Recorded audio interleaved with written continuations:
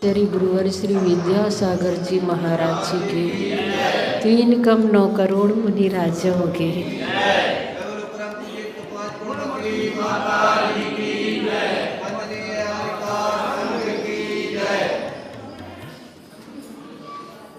आज हम इस बात को समझेंगे कि स्वयं के प्रति राग और पर के प्रति द्वेष, इसका क्या प्रतिफल होता है।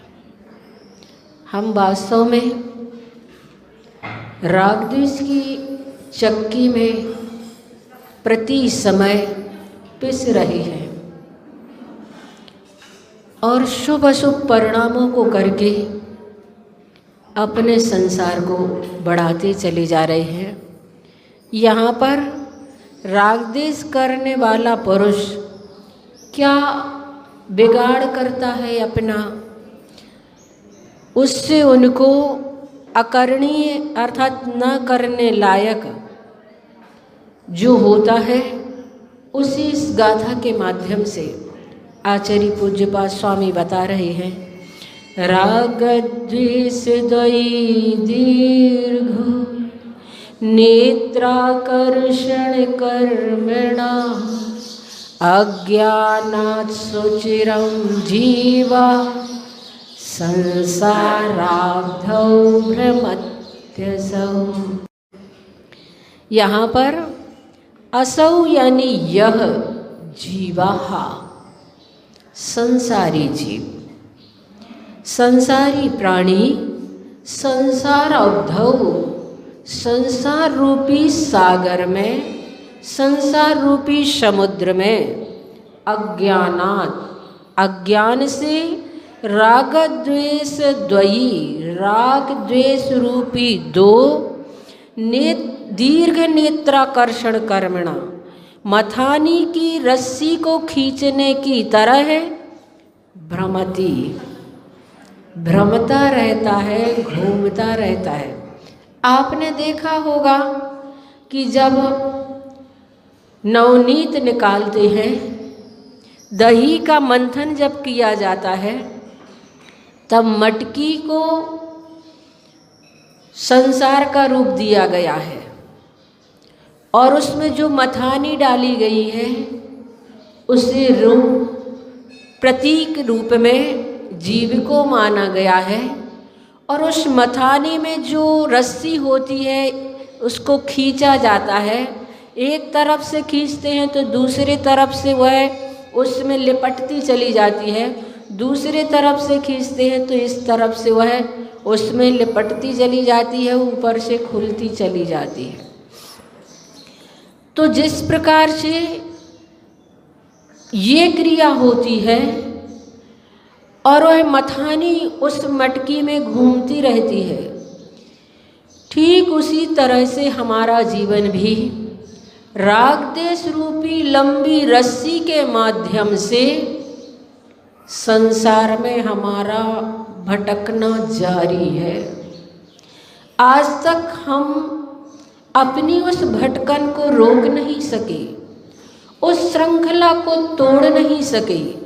राग द्वेष 10वें गुण स्थान तक होता है। राग आकर्षण का प्रतीक है और द्वेष अपकर्षण का प्रतीक है, विकर्षण का प्रतीक है। राग में स्वीकारता होती है और द्वेष में नकारात्मकता होती है। ऐसे राग द्वेष की तासीर को हम जानते हुए, समझते हुए छोड़ नहीं पा रहे हैं। इसके लिए कितनी साधना की ज़रूरत होती है, कितना पुरुषार्थ हमें करना पड़ता है, अपने आप को कितनी समत्व की साधना में हमें ढालना पड़ता है, तब कभी राग द्वेष की परिणति से हम बच पाते हैं। और वास्तव में हम भले ही कितना सिद्धांत अपने जीवन में हासिल कर लें, लेकिन अगर वह आचरण रूप हमारे जीवन में नहीं आ पाया तो हम उससे बच नहीं पाएंगे। मैंने पढ़ा कि एक जगह किसी नगर में मेले का आयोजन रखा गया। सारे लोग उस ओर भागे चले जा रहे थे, दौड़े चले जा रहे थे। सभी में उत्साह था, सभी में उमंग था।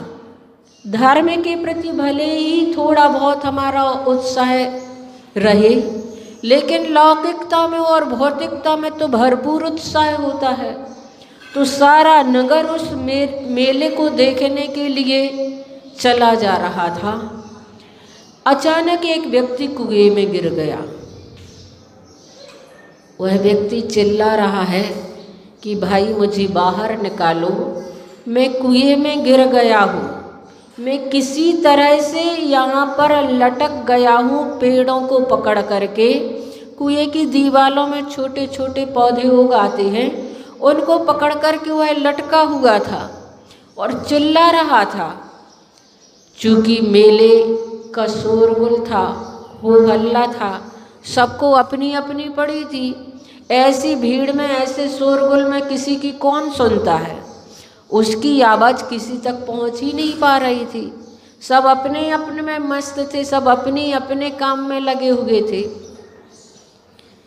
एक अचानक कुएं के पास से बौद्ध भिक्षु निकला। उसके कानों में उस व्यक्ति की आवाज़ सुनाई दी। वह कुएं के पास गया, झांक करके नीचे की ओर देखा तो एक व्यक्ति लटका हुआ था, तड़प रहा था। वह चिल्लाया कि मुझे बाहर निकालो, मैं मरा जा रहा हूँ, मेरे हाथ अब बिल्कुल थक चुके हैं, मैं कुएं में गिरने वाला हूँ, मुझे बाहर निकालो। बौद्ध भिक्षु ने कहा, क्यों तुम व्यर्थ में बाहर निकलना चाह रही हो? उसने उपदेश देना प्रारंभ कर दिया। उसने कहा, संसार दुखमय है, यहाँ दुख है, सांसारिक जीवन ही दुखमय है। यहाँ आकर के क्या करोगे तुम? क्यों व्यर्थ में मुझे परेशान करते हो और तुम परेशान होते हो? बाहर निकलोगे तो फंस जाओगे, पुलिस तुमसे पूछेगी, लोग तुमसे प्रश्न करेंगे कि कैसे गिर गए कुएं में, तुम्हें इतना बड़ा कुआं नहीं दिखा। बहुत सारी तुम्हारे सामने परेशानियां आ जाएंगी। इसीलिए वहीं रहो और वहीं पर अपने जीवन में उस संसार की दुखों से बचने की जो श्रृंखला है उसको तोड़ो, अब व्यर्थ में चिल्लाना मत। उपदेश दे करके वह चला गया। थोड़ी देर बाद एक सिद्धांत शास्त्री जी निकले। उनके लिए भी आवाज़ सुनाई दी और वो गए कुएं के पास, झांक करके देखा तो उन्होंने भी उपदेश देना प्रारंभ कर दिया। उन्होंने कहा कि देखो, तुम्हारे पाप कर्म का उदय चल रहा है। पिछली जिंदगी में तुमने किसी को कुएं में डाला होगा, तो अब उसका तुम्हें फल मिल रहा है, तुम भोग लो उसका फल और कर्म से मुक्ति पालो। प्रकृति ने तुम्हें मौका दिया है, यही स्थान अच्छा है, अकेले में उसे भोग लो। बाहर निकलोगे तो लोग तुम्हारी मजाक उड़ाएंगे और तुम्हें अपने कर्म का फल तो भोगना ही पड़ेगा। इसीलिए वहीं रह करके भोग लो। क्या तुमने कर्म सिद्धांत नहीं पढ़ा है? जो कर्म किया है उसे तो भोगना ही पड़ेगा। सिद्धांत शास्त्री ने 2-4 गाथाएं और सुनाई और चले गए। उन्हें सिद्धांत दिख रहा था उस समय, मरता हुआ व्यक्ति, तड़पता हुआ व्यक्ति नहीं दिखाई दे रहा था। थोड़ी देर बाद वहाँ से एक नियतिवाद वाला व्यक्ति निकला। उसने कहा कि तुमने जैसा किया है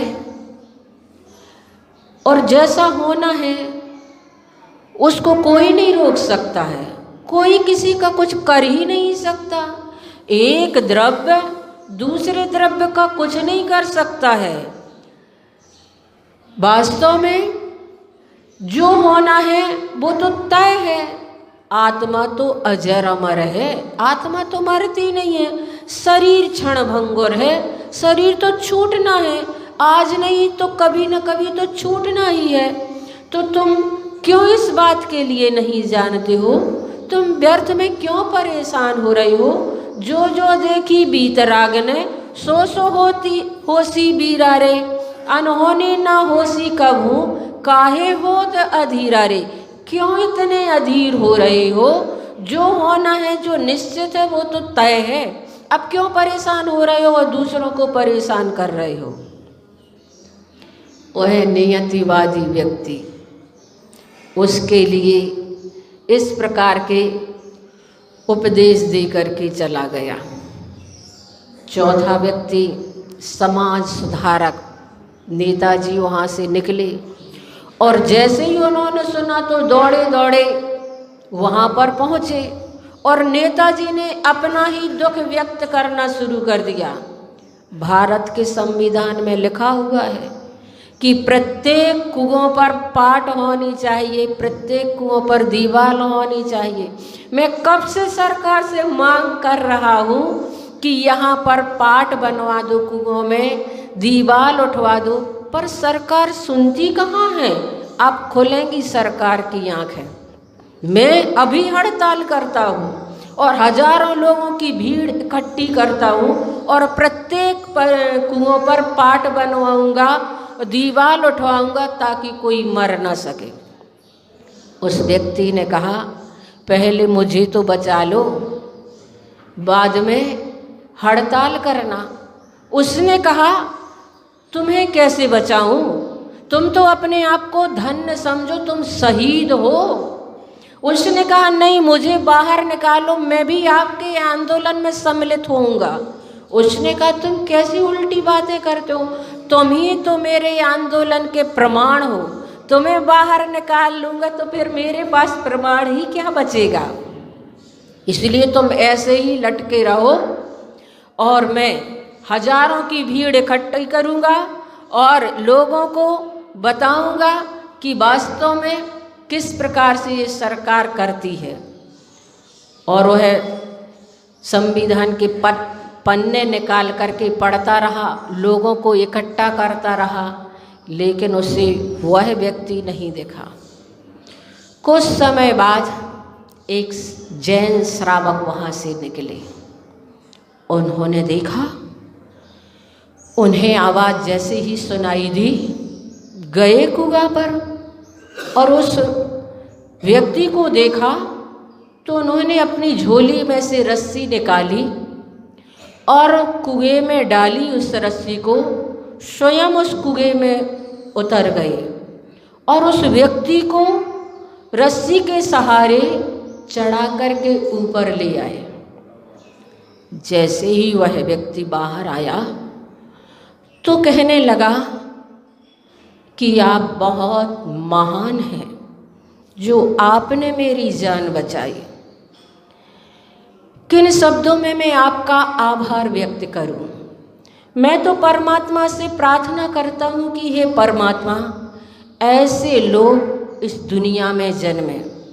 आपने मेरा जो उपकार किया, मैं जिंदगी भर आपका दास रहूँगा। आपके इस उपकार को मैं कभी भूल नहीं पाऊँगा। और व्यवहार कुशल व्यक्ति था। पहला बौद्ध था और क्रमबद्ध पर्याय के ऊपर ही उस व्यक्ति के लिए तड़पता हुआ छोड़कर चला गया। दूसरा सिद्धांतवादी था। सिद्धांतों के उपदेश दे दे करके वह व्यक्ति को वैसा ही तड़पता हुआ छोड़ करके चला गया। तीसरा नियतिवादी था।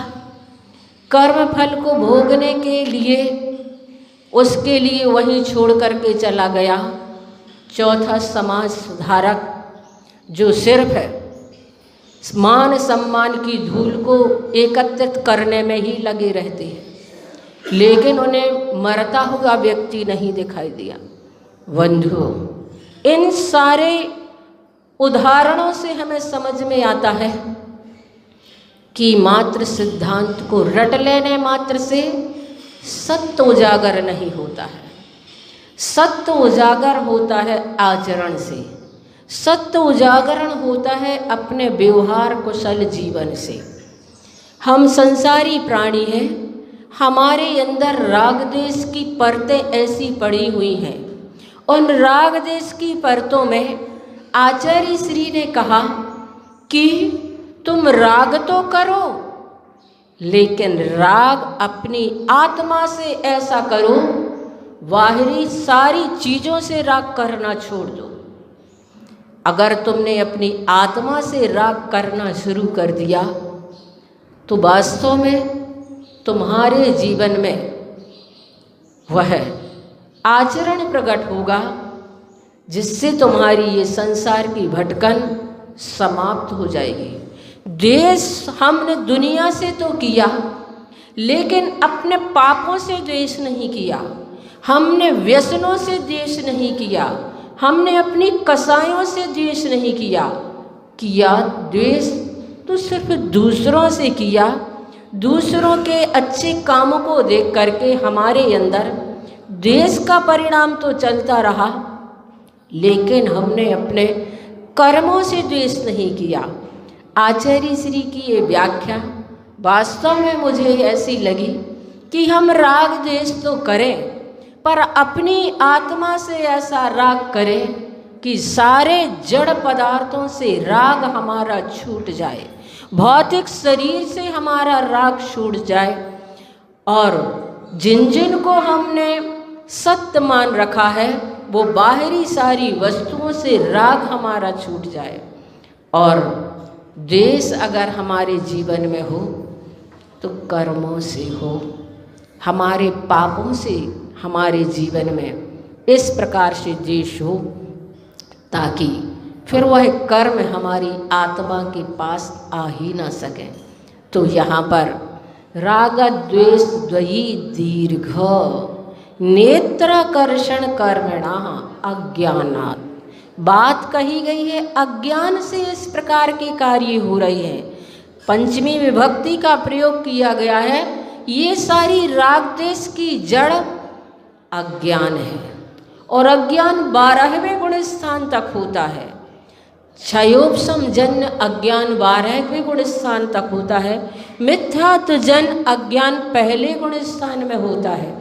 हम इस अज्ञान से हटें और ज्ञान को अपने जीवन में ऐसे ज्ञान को प्रकाशित करें जिसके माध्यम से ये संसार का जो मंथन चल रहा है राग देश रूपी रस्सी से, और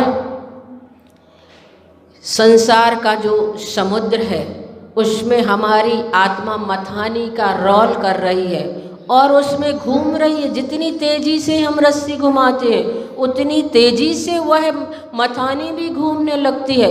यानी कि हमारे योगों की चंचलता जितनी जितनी अधिक होती चली जाएगी उतना उतना अधिक हमारा संसार बढ़ता चला जाएगा।